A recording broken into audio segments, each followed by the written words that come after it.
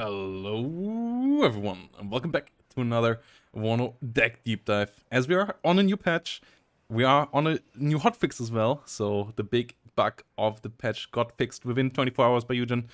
Props for that. After being pretty sloppy with the first deliverance, the second one was really quick, and it's lovely that we have this great build, because we also have a big tournament on the weekend with the third WARNO League Super Tournament coming up. And you can still sign up till the end of Friday and get yourself a slot. We still have a couple of slots open, and it will be single elimination format over the weekend on the new patch. It will be lovely. Helicopters not being as obnoxious anymore. A lot of other big buffs as well. And if you want to jump in, everybody is welcome. So come in and grab a seat and join us here, as we already have $480 of prize pool in here already as well. But you can help out here with the claim codes on the side as well. All the information down below. And yeah, league starting next week. You can sign up for that as well. More information about the league and its group stage format down below as well. But let's jump into the division now, where we have a couple new units, which is why we talk about it. We got some new units in here. So that's why we go into 11th again, because I believe this division at the moment is quite solid. And yeah, logistics tab is already pretty decent. You get some Unimogs, you get some CH supply. It's not a great big one, but at least with the Iltis you also have a decent leader here. It's nothing really special here, but you get your job done. Infantry, obviously, being a bit of a weakness of this deck, as you just don't get that many cards. And that's why I don't take the Milan here. The Milan obviously is a great unit, but I don't feel like you can afford it. I feel like you need some CQC infantry. And engineers with dragons helping out with a bit of ATGM. Dismounted troopers is a pretty good unit, has security, has 3 MGs, so they have good fire output, the 84 helping out as well, and then some Panzer Grenadiers to get you some martyrs out there. Your only ATGM on the IV here, your only IV option in this deck, Martyr 1A3, pretty solid. Yeah, I'm still considering between engineers and maybe some mech rifle laws. That's something I'm still currently always switching in between. But in general, infantry tab here, pretty important to have a decent number on. Artillery wise, we go with the American M109s, as all the difference is 3 kilometers of range here between this one and the German one, and it has the better MG, actually, the 50 cal, which against some light helos can help sometimes now.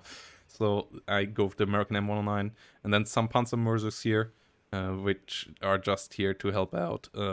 Yeah, hitting targets. They both are good artillery pieces, and they do the job quite decently. M109s always can be helpful to deal with ATGMs, deal with AA pieces. A lot of use cases for the M109s. It does the job really good, can do some decent counter battery as well. 2 of them often come in handy.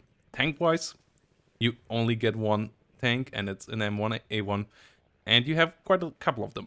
So yeah, we have our CVs here, as we don't have any in the infantry tab because we can't afford it. So 3 CVs here, 2 more CVs over here with the M1A1 CP. So we have 7 CVs, so that's quite safe. And then 6 more M1A1s here. You usually don't use much more than that in a game. And Jaguar here to have some long range ATGM. It's your only option for a tow. And as we don't have an ATGM in the infantry tab, I like the Jaguars here. It's one of the few decks where I like these ATGM vehicles. You still get some more with the Bradleys, but I feel like having some Jaguars from time to time with the extra stealth and so on can be helpful. I could argue for maybe some M728. That's a tough one as well, but I feel like having that ATGM in the tank tab for cheap, like cheaper than the Bradleys, can be quite nice quite often. And yeah, you have one more M1A1 source here with the ACAFs. Also more infantry. The BGS, super important for this deck, as they are great CQC infantry. And the LRS here coming in nicely as well with the radar and the surveillance. Kiowa Warriors on the current patch, not the biggest fan of them. And yeah, here we also have the new unit, the M3A2 5 frontal armor Bradley, with the forward deployment coming in with the Bradleys here, and 5 frontal armor can be quite nice. The 5 frontal armor means that 18 penetration ATGMs and code don't kill it anymore with 1 hit, so it's really, really helpful here. Like some tanks don't one-shot this anymore, and I feel like that's absolutely worth it considering the price here to the normal M3A1. Still good though, but you can make some nice pushes with these Bradleys and these M1A1s early on and get yourself some ground on the map, as these are pretty good. AA-wise, with the buff, the pivots are at the moment absolutely shredding. The anti-helicopter is great, the anti-air is pretty decent as well. For their price point, these things are fantastic. They either need to maybe even be nerfed a bit or increase in price, as they are by far the best spec in the game at the moment, cost efficiency wise, and they really shred. Stingers, pretty helpful. Eyehawks, great long range AA, absolutely laying down that field of destruction.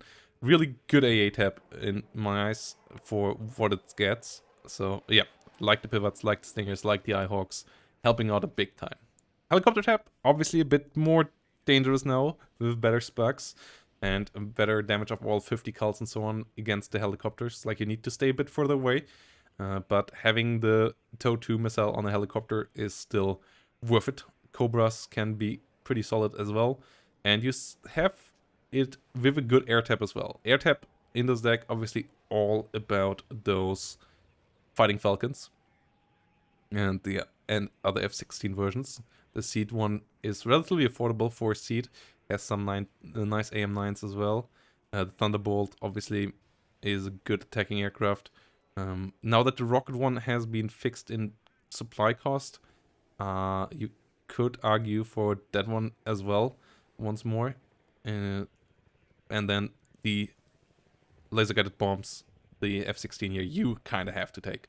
That thing is just really helpful. It's a pretty cheap one. It doesn't one-shot tanks, but it does damage them really well, and then you can follow that up. So in general, this deck all about really good for deployment with the M1s. Some nice follow-up, quick, cheap helicopters at the beginning. And infantry tab-wise, like, you have to keep it somewhat short, the game, because otherwise you will run out, which is the biggest issue of this deck. It's really doesn't look that special, but it's a pretty good deck. Like, all of this here, together with some affordable helicopters, affordable AA, the Eyehawk being a nice level up in comparison to 3rd US, for example. Like, that's obviously the deck that you have to compare it to.